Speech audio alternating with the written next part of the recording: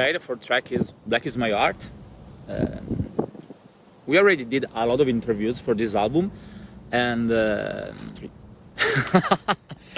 but you know, basically Temperance is a good vibes band, positive band, and one of the question we receive more is about Black Is My Art. It's a little bit negative for you.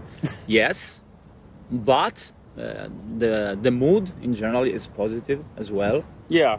Of course, we wrote some tracks as Black Is My Heart or Idle Loneliness during the pandemics, so maybe the mood back then it was a little bit different. Of course, but it's different. at the end, you will hear a lot of positive stuff and good vibes also in that song. Yeah, I believe that a title doesn't make the song, and in general, even if we of course have some sad moments as everyone, of course, at a certain point we're growing, we are getting hopefully more mature, maybe at least a tiny little bit, and older. So we want to share also these other sides of us. We want to share also our way of getting out of sadness and getting out of the bad moments. Starting from a moment that is not that bright doesn't mean that we will stay there for the entire song and that there won't be a development of the song itself. So again, the title doesn't make the song, and it's just a starting point. The concept might be a bit more sad, but in the end, the final vibe will be totally positive. But just because with this album, I think we shared a lot of personal stuff. So yeah, a lot of. Song number 5 is called Litany of the Northern Light, and it's the most folkish song we've ever recorded. I think that some of us, when I say folk and temperance, might think of Nanook. Some of you too, I hope. But I believe that Nanook somehow had more elements getting together. It was, folkish, but at the same time the symphonic vibe was there.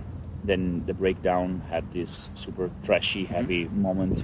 When it comes to Litany, we have a song that is folk from the beginning to the end. It starts with this choir singing the main theme, and this stays there till the very end of the song.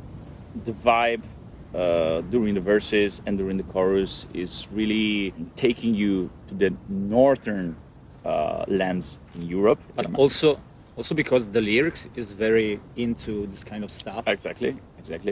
Alessia wrote the lyrics for the song. She's a super fan of the Viking mythology, and she was addicted to the Viking TV series, and she got inspired by the concept of exploring, the concept of traveling, the journey.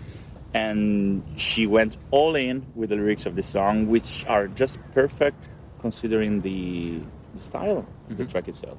The 6th track of the record is called You Only Live Once. YOLO. Well, the title says everything. Once again, we are trying to share our view of the world, our view of life in general with our songs. The lyrics of You Only Live Once, you wrote them.